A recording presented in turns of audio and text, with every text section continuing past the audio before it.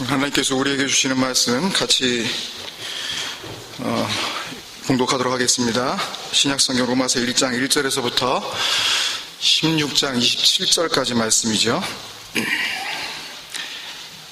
우리 다 읽으셨으니까 한 주간 동안 1장 1절에서부터 17절까지 같이 나눠서 읽겠습니다. 제가 1절, 여러분들이 2절 읽으셔서 17절 우리 같이 읽습니다.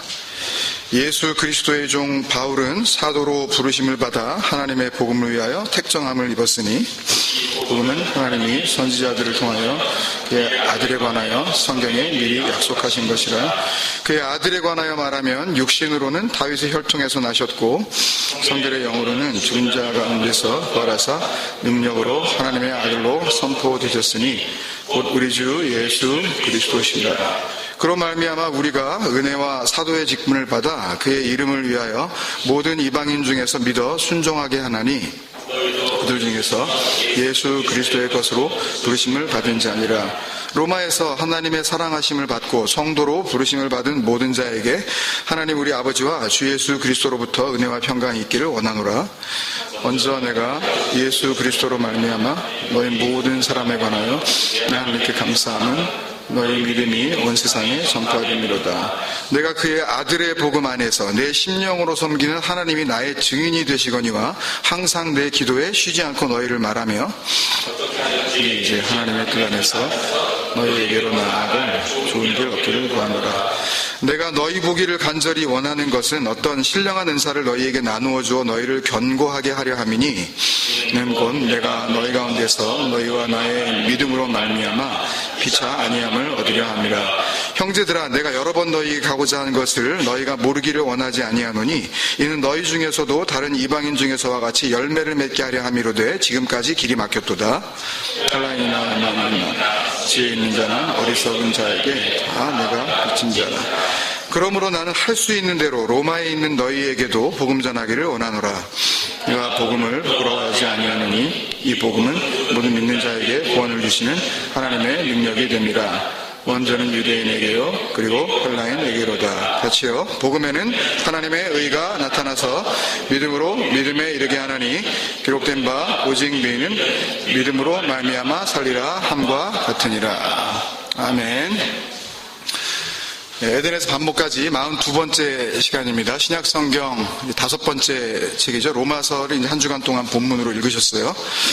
지난주에 사도행전을 나눌 때 우리가 살펴봤던 것처럼 누가복음과 사도행전이 편집상 따로 이렇게 떨어진 것뿐이지 사실 한 권의 책이었다는 것을 우리는 알 수 있었습니다. 그것을 감안하면 오늘 우리가 본문으로 이제 같이 나누게 되는 이 로마서는 사복음서 후에, 그러니까 마태, 마가, 누가, 요한 이 복음서 후에 처음으로 등장하는 예수님이 직접 나서지 않으신 그런 다른 복음의 움직임들, 그 서신서의 서막인 셈인 거죠. 여러분께서도 잘 알고 계시겠지만 이 로마서를 시작으로 해서 앞으로 우리가 이제 만나게 될 신약성경 가운데 어떤 학자들은 히브리서까지도 이제 포함을 하는데, 하여튼 일반적으로는 이제 히브리서 전까지 빌레몬서가 되겠죠.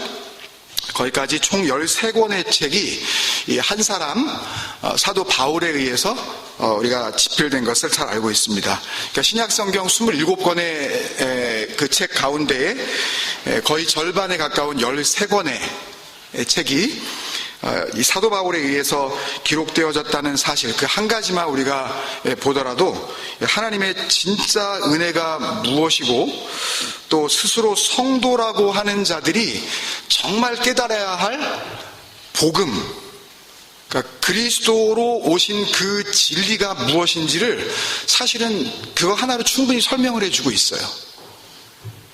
이게 뭘 말하냐 하면요, 한마디로 이 세상은 전부 다 이게 하나님이 기뻐하시는 일이지 라고 하면서 길길이 날뛰며 하나님을 믿는답시고 자기의 의를 내세우면서 그 자기 의에 배불러진 그 상태로 하나님의 의를 전혀 알아보지 못하고 자기가 마치 진짜 구원받은 성도라는 그런 착각 속에 살고 있는 이 땅의 모든 가짜들, 이 땅의 모든 그 거짓 성도들이 정말 어떻게 구원받아야 되는지를 보여주신 극단적인 예가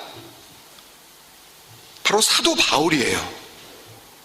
그리고 그 완전한 가짜였었던 그 바울을 들어서 완전한 진짜를 설명하시게 하시는 하나님의 은혜의 표현이 로마서로 열매를 맺은 것이고, 이어지는 13권의 바울 서신서로 남겨진 것입니다. 이게 로마서예요. 다시 말씀드리면 로마서는 눈에 보이는 인간들의 기특한 그 정성이나 굉장히 이렇게 그럴싸해 보이는 행동으로 나타나는 경건한 모양으로 얻어지는 것이 아니라 뭐가요? 구원은 그런 거하고 하등 상관이 없는 거고, 아무리 폼재봤자 되는 게 아니에요. 그러니까 뭐 밥 먹을 때 너 기도했어 안 했어 뭐 이런 거는요 정말 너무 유치찬란한 거예요. 그런 거 가지고 시비 거는 거는요. 네?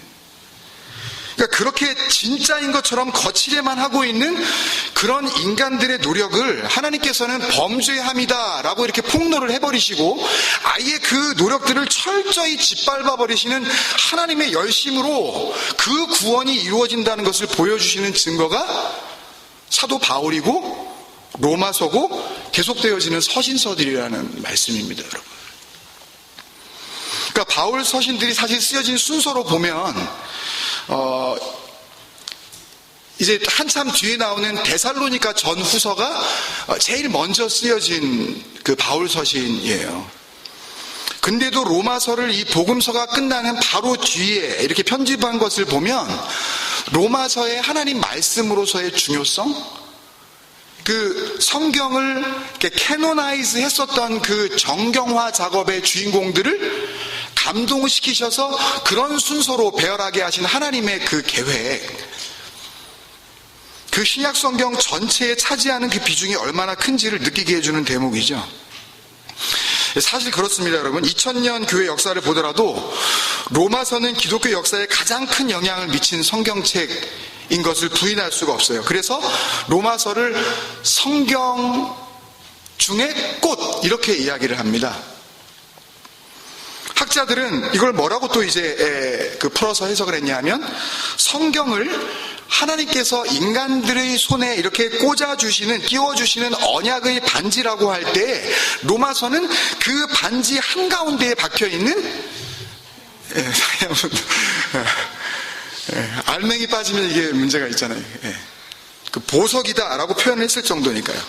그러니까 예를 들면 고대 교회 신학의 아버지로 불리우는 그 어거스틴은 자기의 끝없는 그 방탕 생활이 한가운데에 로마서 13장 11절부터 14절까지의 말씀을 만나고 회심을 해서 참회록을 기록을 했어요.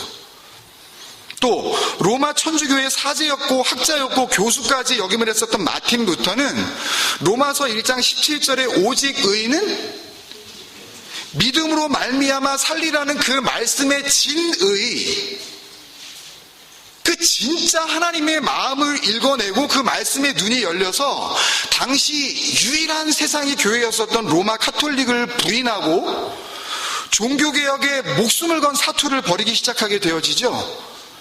로마 천주교에 대항하는 개신교 운동이 다름 아닌 로마서에서 시작되었다는 것은 참 재밌는 일 아닙니까, 여러분?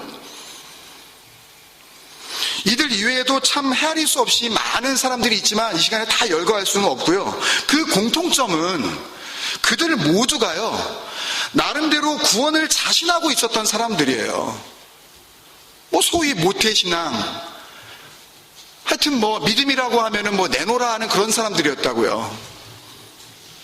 소위 하나님 앞에 쓰임받고 있다고 여겨지는 그런 사람들, 그리고 오히려 다른 사람들에게 구원이 뭔지 설명하고 있었던 사람들이에요. 근데 그들이 뭘 발견하게 돼요? 로마서에 담겨있는 진리를 발견하게 돼요. 그 진리가 뭐예요?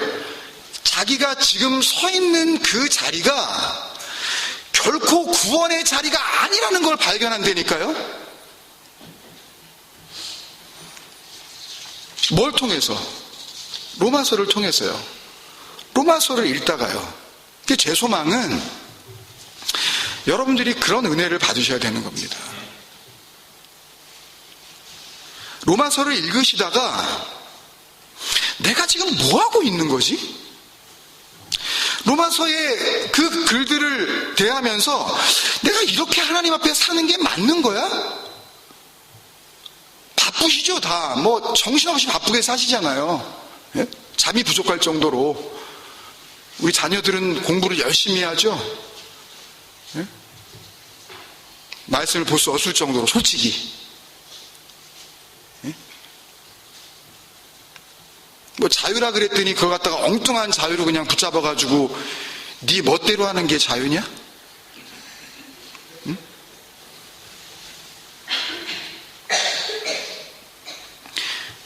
내가 이러고 있어도 괜찮은 건지, 내가 지금 어디에 서 있는지, 여러분이 어디에 서 있는 그 자기 자리 인식이라는 그 중요한 구원의 문턱을 깨닫게 하시는 하나님의 은혜를 받으셔야 해요. 그래서 로마서는 결론적으로 말씀을 드리면 자기가 지금 서 있는 자리, 그 자리를 철저히 오해한 사울이, 바울 되죠 나중에, 그게 그거지만, 빛이신 그리스도를 불가항력적으로 만나버리고 거부할 수 없는 그 전적인 은혜 가운데 그냥 내 몰림을 당하고 자기가 가지고 있었던 그 오해, 누구보다도 하나님 잘 믿는다 그랬잖아요. 그러니까 엉뚱한 소리 하니까 스데반 죽여버리는 거 아니에요. 저거 하나님 잘못 믿는 거다라 그러면서. 그 오해가 완전히 무너진 바울이 이제는 사도, 뭐예요?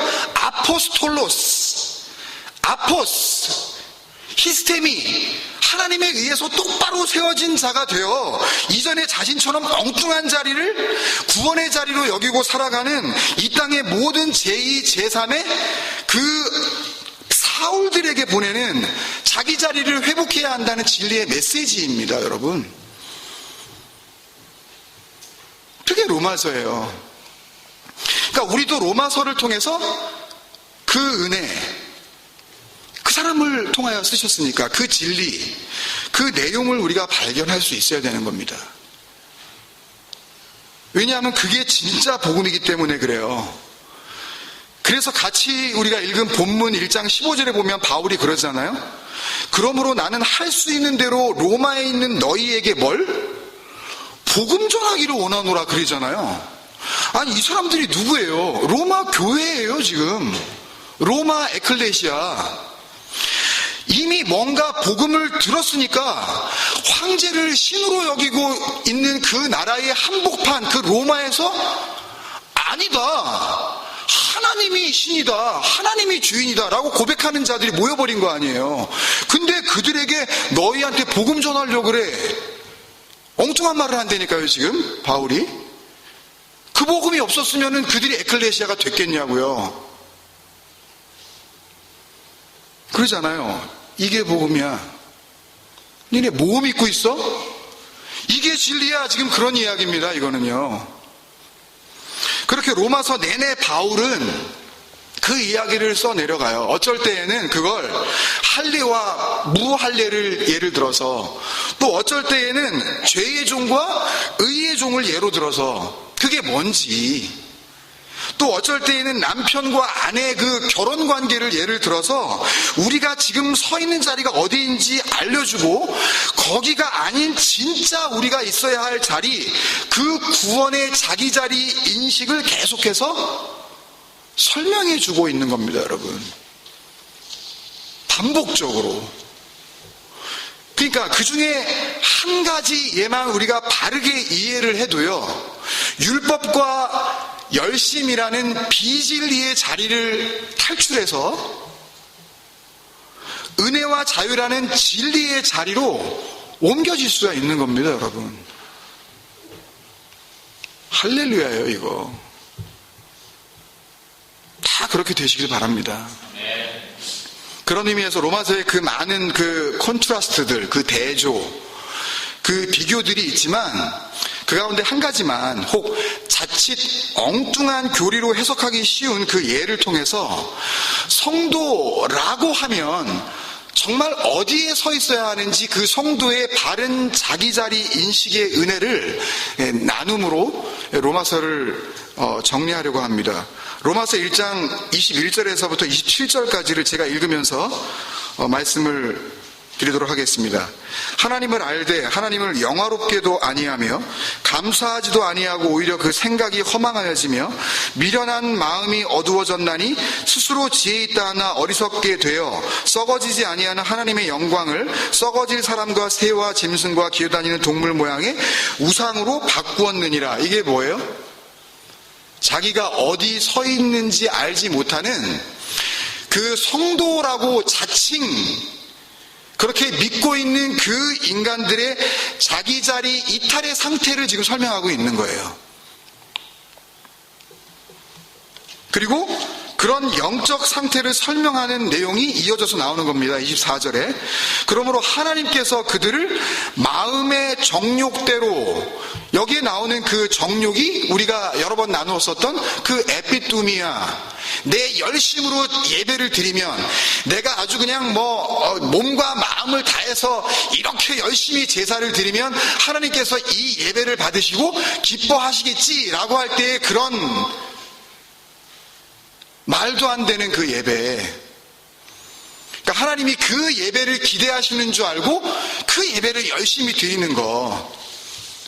그걸 바로 이 에피두미아, 정욕이라 그런단 말이에요. 그게 마음의 정욕, 그 출발이 마음에서부터 그런 마음을 가지고 있는 그런 존재들을 설명을 하는데, 그들을 마음의 정욕대로 내버려 두사 그들의 몸을 서로 욕되게 하게 하셨으니 이는 그들이 하나님의 진리를, 그죠? 그 다음에 거짓 것으로, 여기 나오는 이 푸슈포스라는 단어가 거짓말입니다. 이게 진리를 거짓말로 이렇게 아주 신기할 정도로 잘 바꾸어내는 거예요.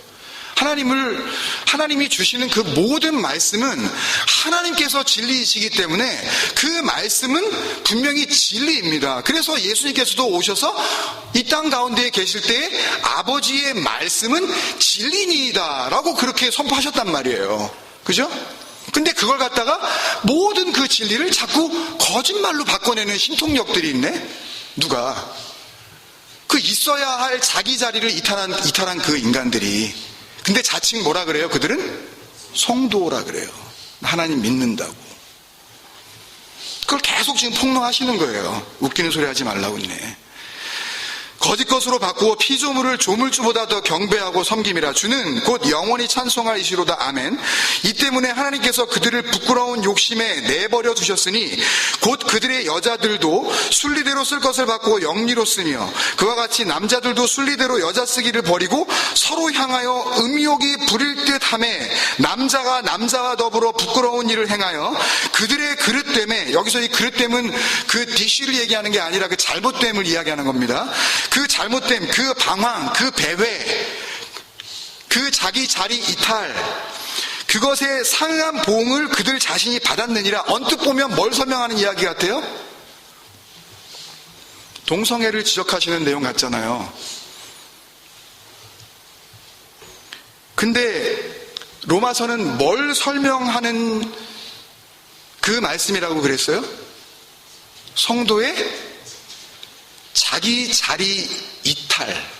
그러니까 있어야 할 자기 자리에 대한 착각, 그 오해에 대한 설명을 계속 해주고 계시다고 말씀을 드렸잖아요. 그러니까 인간의 자기 자리 이탈, 그게 얼마나 잘못된 일인지를 그것을 일깨워서, 그것을 깨닫게 해주셔서, 그걸 알게 해주시기 위한 설명이라고 말씀드렸잖아요. 그래서 그 동성애적인 욕심을 26절에 부끄러운 욕심이라고 그렇게 표현을 하신 거고, 그런 상태를 28절에 뭐라 그래요?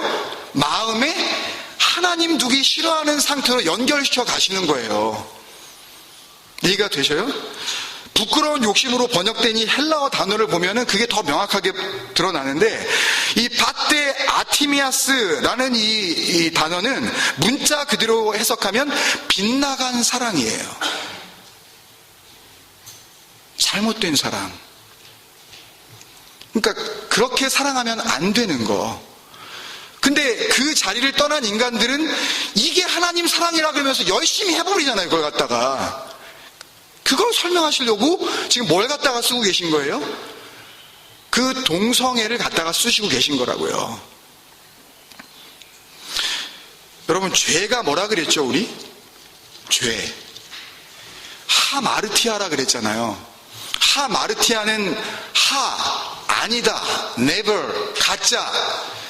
그 부정접두사 하와 짝, 내 기업, 내 분깃이라는 의미의 말투스의 합성어라 그랬잖아요. 그래서 잘못된 짝, 잘못된 목, 잘못된 남편이라고 설명을 드렸잖아요. 이 말투스라는 근본적인 원래의 뜻은 관역입니다, 여러분. 그래서 그런 말씀 들어보셨을 거예요. 하마르티아, 하마르티에 이런 단어가 뭐냐면 잘못된 관역을 잘못 마치다, 이런 설명을 어딘가 들으셨을 거예요. 바로 그거예요. 잘못된 관역, 빗나간 사랑. 그러니까 지금 바울은 인간의 자기자리 이탈이라는 그 죄를 설명하기 위해서 동성애라는 그 빗나간 사랑을 소재로 삼고 있는 것 뿐입니다, 여러분.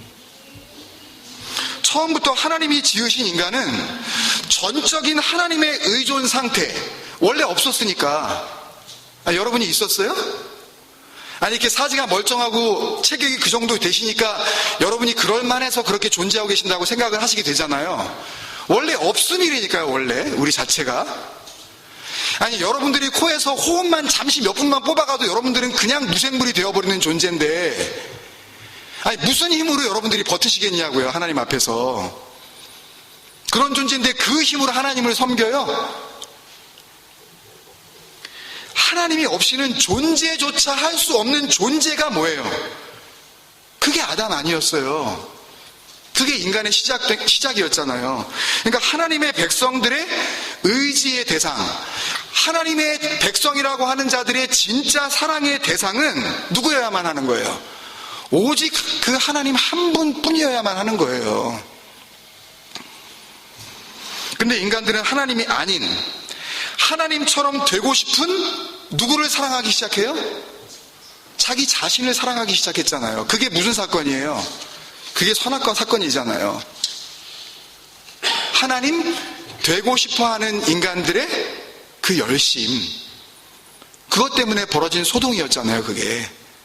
근데 그 이후로 그 죄의 공장에서 나오는 모든 인생들은, 공장이 죄의 공장이기 때문에 뭐로 생산이 되어질 수밖에 없는 거예요? 죄로 생산이 되어질 수밖에 없고, 그래서 죄된 성품을 가지고 죄만 짓다가 하나님 앞에 그렇게 갈 수밖에 없는 존재라는 것을 성경이 우리에게 가르쳐주고 있는 거예요. 그 결과가 뭐죠, 여러분? 선악과의 결과가? 하나님, 남자, 여자, 이렇게 짐승으로 이어지는 하나님의 그 창조의 그 분명했었던 그 질서, 하나님께서 그렇게 있어야 할 자리에 다 있는 상태를 뭐라 그러셔요? 보기에 좋다, 메호 토부 그랬잖아요. 이게 맞는 거지, 이게 좋은 거야, 네 자리에 있어야 하는 거. 근데 그걸 깨버리기 시작을 하잖아요. 누가? 뱀이, 여자가, 그 남자가 대들잖아요, 하나님 앞에서. 당신이 지어서 나에게 준 그 여자가 나를 이렇게 죄 범하게 했다고 하나님께 대들어버리잖아요. 그게 누구겠어요? 그 아담이겠어요? 그게 저와 여러분이라니까요. 그 자기 자리 인식을 발견하지 못하면 여전히 나는 성경과 상관없는 자로 그냥 살아갈 수밖에 없는 겁니다, 여러분. 뱀이 여자를, 여자는 남자를, 그리고 남자는 하나님께 대드는 그런 형국으로 창조의 그 아름다웠었던 그 보시기에 심히 좋은 질서는 그렇게 엉망진창이 돼버리는 겁니다. 존재가 자기가 있어야 할 자리에 그 그 자기의 역할을 충실히 감당하는 상태를 그래서 성경은 의라 그래요. 착한 일을 갖다가 대빵 많이 하면 그걸 갖다가 선하다 착하다고 말씀하시는 게 아니라 그걸 교만이라 그럽니다. 히브리스, 자기 자리 이탈이라고 그러시는 거예요. 겸손이라는 말은 사람들 앞에서 굽신굽신하라는 이야기가 아니라 네가 누군지 알아? 네가 어디에 속한지 알아? 그걸 물으시는 하나님 앞에 바른 대답을 할 수 있는 그런 상태. 그게 바로 하나님의 뜻 아닙니까?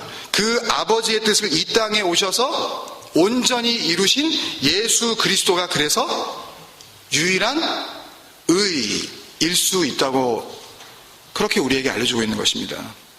그러니까 우리가 읽은 1장 21절에서부터 27절까지의 내용은 단순히 동성애의 죄악상 그리고 그런 짓을 한 인간들이 받아야 할 심판들에 대한 묘사라기보다는 하나님을 유일한 의지의 대상과 사랑의 대상으로 알고 그 있어야 할 자리에 있지 못한 엉뚱한 자리에 있으면서도 그게 부끄러운 일인지 모르고 열심히 자기의 힘으로 하나님을 섬겨보겠다고 하는 그 율법의 자식들, 그 비진리의 자식들을 설명해 주시는 그림으로 보여주는 것이 바로 이 동성애의 묘사인 것입니다. 너희들이 믿는다는 게 이 정도로 말도 안 되는 억지라는 걸 로마서를 통해서 극단적으로 보여주고 계시는 거예요. 그러한 남자와 여자의 역할 이탈, 있어야 할 피조물의 자리를 벗어난 그 현실을 가장 잘 보여주는 것이 뭐니까? 동성애니까. 그래서 사도 바울이 그걸 소지로 설명하는 겁니다. 그러니까 26절에 여자에 대한 지적이 남자보다 먼저 나오죠. 왜? 창세기의 그 이야기를 그대로 지금 옮겨놓고 있는 그런 상황이니까. 그래서 창세기 3장의 남자인 아담보다 여자인 하와가 먼저 그 자리를 이탈해서 벗어나서 그 열매를 받아 먹었다는 것을 근거로 해서 지금 로마서가 지금 기록이 되어지고 있는 것입니다. 그러니까 창세기를 바르게 이해하지 못하면 사실 신약도 온전히 이해할 수가 없다. 그렇게 순리대로 써야 할 것을 영리로 쓸 때 하나님께로 향해야 하는 그 사랑이 자기에게 집중되어지고 있는 그 상태를 성경은 뭐라 그러냐 하면 더러워진 상태, 더러움이라고 그렇게 표현하는 겁니다. 그래서 24절에 어디에 내버려 두사? 더러움에 내버려 두사. 거기에 쓰인 헬라어 단어 아카다르시아라는 그 단어가 뜻하는 원래 말은 우상에게 바쳐진 제물, 그런 뜻이에요. 그 우상은 누구겠어요? 결국 하나님 아니면 결국 자기 자신이에요. 그렇게 열심히 섬겨버리는 거, 자기 만족, 자기 보람, 자기 위안, 그거를 삼기 위해서 사실은 하나님을 섬긴다고 하면서 자기 만족을 도모하고 있는 거기 때문에 그 하나님의 자리에 누가 앉아 있어요? 자기가 앉아 있는 겁니다. 근데 그걸 몰라.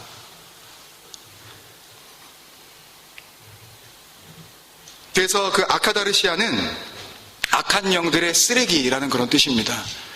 그러니까 진리가 아닌 왜곡된 말의 소산물, 그렇게 진리를 온전히 진리로 받지 못하게 되어지면 그렇게 악한 말, 거짓말을 가진 자로서 쓰레기처럼 내어져 버리게 되어진다 라는 것을 우리에게 알려주고 계신 거라고요.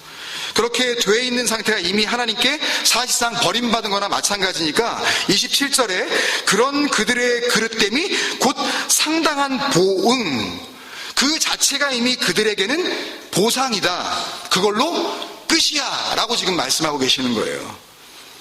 근데 많은 사람들이 이 보응을 뭐라고 해석을 하죠? 에이즈라고 해석을 하잖아요. 그 보응을. 그래서 에이즈에 걸린 사람들은 전부 다 어디에 간다? 지옥에 간다. 이런 논리가 성경과 이게 맞아 들어갑니까, 이게요? 여러 가지 경로가 있을 수 있잖아요. 그리고 이것은 이 땅의 결과, 땅의 것을 의지하는 자들의 그 비진리의 결과가 무엇인지, 그리고 우리가 생각하는 그런 결말을 얘기하는 그런 이야기가 아니라는 거예요. 그러니까 우리는 예수를 믿는다고 하면서도 복음이고 진리고 상관없이 수단과 방법을 가리지 않고 나 자신이라는 하나님의 자리에 서 있는 나 자신을 그 진리 앞에서 인정을 하고 이대로 살아서는 버려짐을 당할 수밖에 없는 아카다르시아, 쓰레기 많네요. 그것을 깨닫고 아버지 앞에서 부끄러워할 줄 아는 존재가 되어야 합니다. 여러분 절대 오해하지 마세요. 그 말씀 뒤에 나오는 모든 불의, 로마서 1장 29절에 계속 이어지는 모든 불의, 추악, 탐욕, 악의 가득한 자, 시기, 살인, 분쟁, 사기, 악독, 이 모든 비방, 부모님을 거역하는 거 이런 이야기들이 다 나오는데 단순히 이게 상징만을 의미하는 것은 아닙니다. 이 모든 현상들이 정말 하나님 앞에서 있어야 할 자리에 있지 못하는 인간들에게 나타나는 증상들을 지금 설명하고 있는 거란 말이에요. 그러니까 우리가 이런 잘못들을 해도 괜찮다라고 하면서 제가 여러분께 윤리적, 도덕적 그런 문제들을 옹호해 주려고 하는 게 아니에요. 그 자체도 하나님 앞에서 잘못된 현상 가운데 하나라는 것을 성경 우리에게 분명히 일러주고 있다고요. 그렇지만 더 중요한 것은 왜 그런 증상이 나타날 수밖에 없었는지, 그것을 깨닫지 못하면 말씀을 보고도 우리는 껍데기로밖에 붙잡을 수가 없는 것입니다, 여러분. 이대로 쓰레기가 되어 멸망을 당할 것인가, 아니면 하나님 앞에서 더러움 그 자체로 그냥 버려져 그렇게 하나님 앞에 방치되어질 것인가, 그것에 대한 치열한 복음의 질문을 지금 로마서를 통해서 우리에게 바울은 질문하고 있는 것입니다. 그 진리이신 그리스도 앞에서 우리는 우리의 서 있는 자리를 인식하고 그것을 깨달은 상태에서 부끄러워할 줄 알아야 하며, 엉뚱한 자리에 서 있는 나를 치고 들어오시는 그 진리의 영, 그 성령의 그 능력에 의해서 한없이 돌 위에 돌 하나도 남지 않고 완전히 무너져 내려야 하는 존재라는 것을 고백해야 하는 것입니다. 이대로는 안 된다고 주님 앞에 그렇게 나아가야만 해요. 그래서 이 땅에 성도로 사는 사람들에게는 그것이 아픔이고 고통이고 고난으로 다가올 수밖에 없기 때문에 눈물이 마를 날이 없는 겁니다, 여러분. 그렇게 인도하시고 그렇게 구원하시고 그렇게 생명으로 살려주시는 은혜를 알면서도 내가 가지고 있는 나의 이 죄악됨이 너무나 철저하기 때문에 이 자리에서 벗어날 수 없는, 내 힘으로는 한 발짝도 벗어나지 못하는 나 자신을 보며 그 절망 가운데 하나님 앞에 절규의 눈물을 흘리는 것이 이 땅에 거룩한 성도로 살아가는 하나님의 백성들의 눈물이라는 거예요. 그 눈물이 언제 씻겨집니까, 여러분? 반모에 이르면. 요한계시록 7장에 보면 보좌에 계신 어린 양이 그들의 목자가 되사 생명수샘으로 인도하실 때에 하나님께서 그들의 눈에 눈물을 닦아주실 것이다.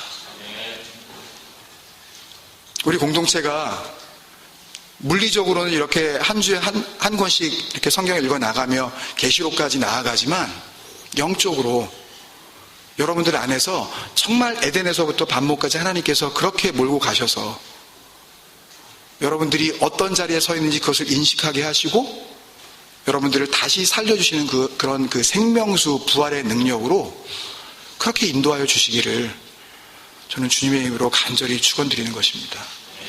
그런 마음으로 우리 아까 그 찬양하는 가운데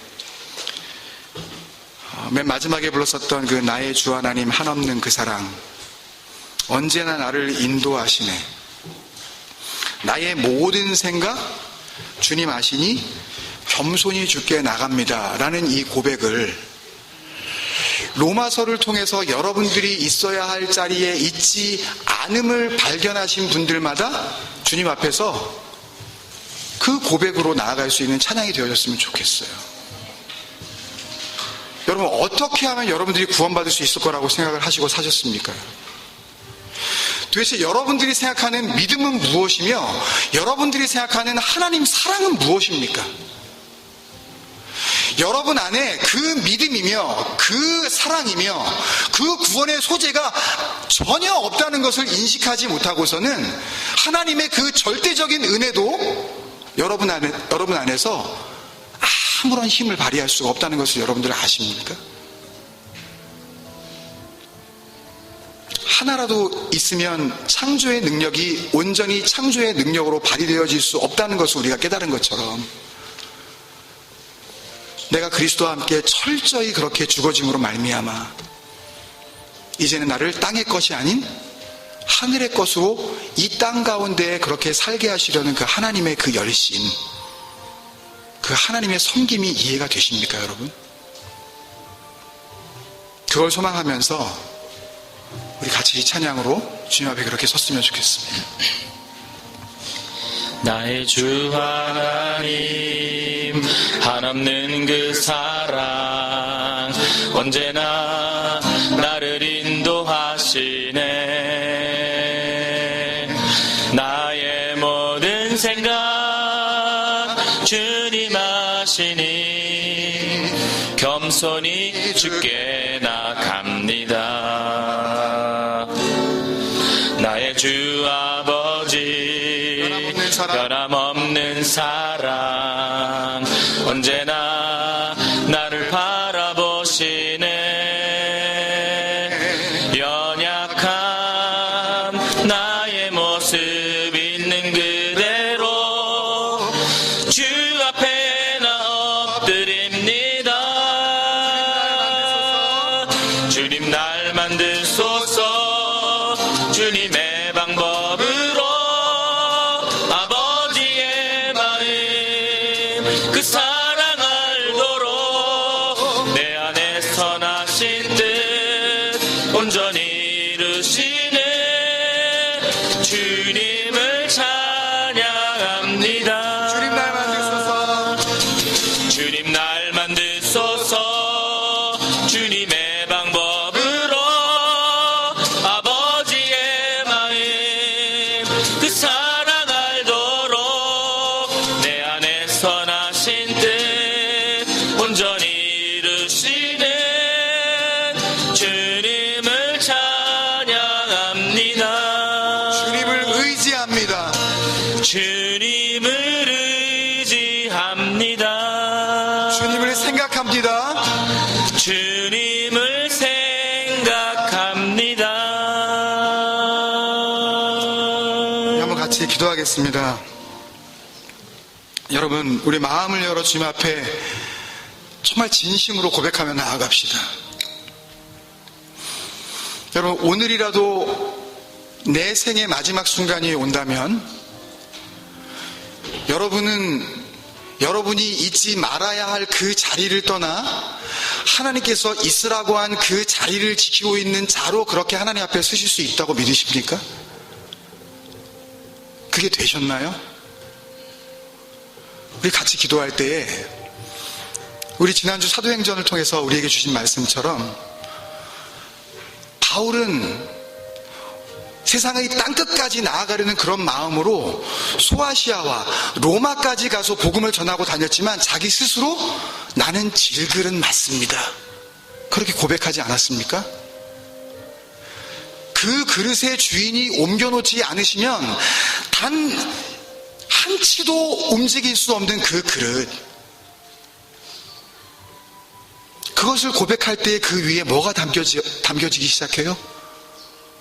보배이신 진리의 그리스도가 담겨지지 않습니까, 여러분? 여러분, 그렇게 고백하지 않으시겠어요? 나는 지금 이 자리에서 그 자리로 단 한 발짝도 나아갈 수 없는 막그릇인 것을 주님 앞에 고백합니다. 이제 내가 어디에 서 있는지 알았사오니 하나님께서 나를 하나님의 나라로 옮겨 주옵소서. 그렇게 될 때에 하나님께서 우리의 죄를 더 이상 죄로 여기지 아니하시고 이제는 범죄하지 아니하는 하나님의 백성들로, 악한 자가 만지지도 못하는 그런 진리의 백성들로 그렇게 우리를 인쳐 주실 줄로 믿습니다. 같이 한번 간절하게 이렇게 기도하며 나아가시겠습니다. 아버지 하나님 소망합니다.